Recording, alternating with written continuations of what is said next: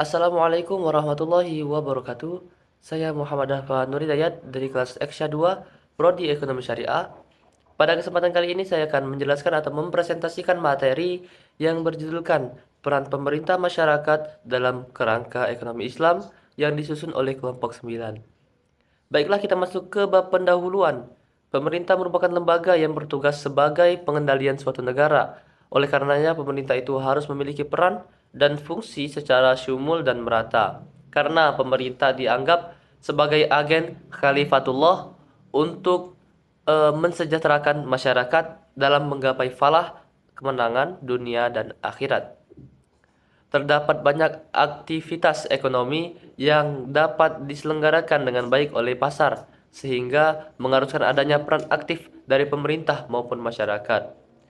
Eh, di samping pemerintah dan juga masyarakat harus berperan langsung terhadap fenomena market failure, government failure, dan juga citizen failure, yaitu suatu kegagalan pasar muncul ketika alokasi sumber daya tidak optimal. Kita masuk ke rumusan masalah. Di rumusan masalah ini terdapat 3 poin. Yang pertama, peran dan fungsi pemerintah. Yang kedua, rasionalitas peran pemerintah dalam perekonomian. Dan yang terakhir, ruang lingkup peran pemerintah dalam kerangka ekonomi Islam. Kita masuk ke pembahasan yang pertama, yaitu peran pemerintah dan fungsi pemerintah. Pemerintah ini memiliki peran yang sangat penting dalam sangat penting. Dalam hal ini pemerintah memiliki peran untuk mengatur, meningkatkan atau mengarahkan kegiatan sektor swasta. Dalam ekonomi modern ini terdapat 3 peran pemerintah yang dikelompokkan, yaitu satu tentang peran alokasi, yang dua tentang peran distribusi, yang ketiga peranan sebagai stabilitas. Peran pemerintah yang sangat luas dalam sistem ekonomi sosialis dan sangat terbatas dalam sistem ekonomi kapitalis, murni karena sistem kapitalis yang dikembangkan oleh Adam Smith ini menyatakan teori bahwa peran pemerintah itu hanya memiliki 3 fungsi juga. Yang pertama, fungsi untuk pemerintah sebagai menjaga keamanan dalam negeri dan pertahanan. Fungsi kedua, peran pemerintah untuk menyelenggarakan keadilan. Dan yang ketiga, fungsi pemerintah untuk menyediakan barang-barang. Kita masuk ke pembahasan yang kedua tentang rasionalitas peran pemerintah dalam perekonomian. Sistem rasionalis yang digunakan oleh negara untuk menentukan relevansi, untuk menentukan kegunaan, dan juga kemanjuran keputusan politik dapat diproses pembuatan memiliki alasan tersendiri. Dan suatu tokoh Islam yaitu Ibnu Khaldun membedakan di antara 3 jenis rasionalisasi politik. Yang pertama yaitu tentang monarki, yang kedua demokratis, dan yang ketiga yaitu Islam. Pada serangkaian nilai yang mengelilingi dan memelihara keinginan, semangat, dan nafsu saja, itu adalah dasar pemikiran dari monarki. Dan demokrasi didasarkan pada penalaran manusia tanpa komitmen atau nilai yang dibimbing oleh wahyu ilahi. Sementara itu pemikiran Islam didasarkan pada penalaran manusia yang berkomitmen pada wahyu ketuhanan, baik ketuhanan itu dalam nilai maupun metodologi.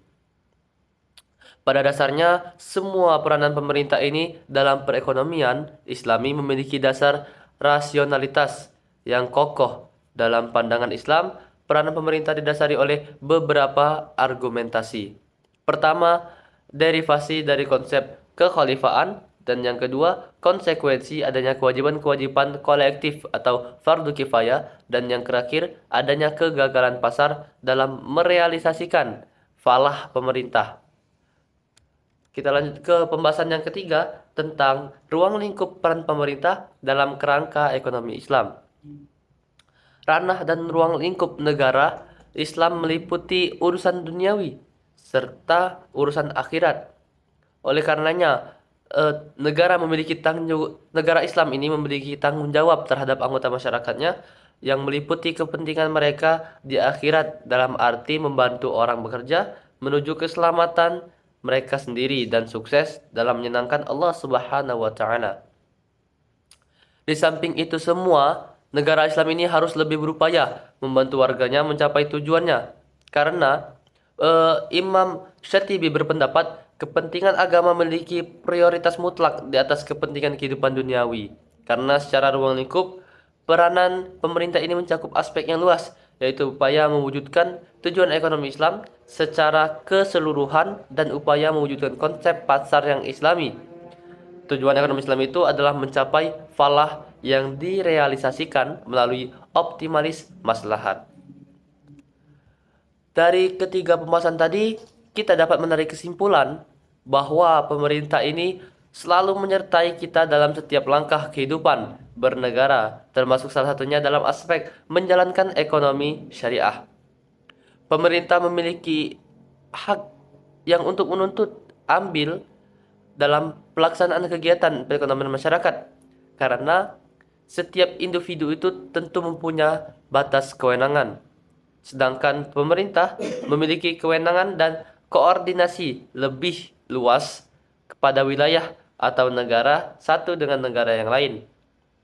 Karena semua orang ingin meminimalisir resiko bagi kehidupan mereka, tentu hal itu harus dicapai dengan membentuk entitas yang lebih luas, besar, kuat, dan salah satunya adalah negara.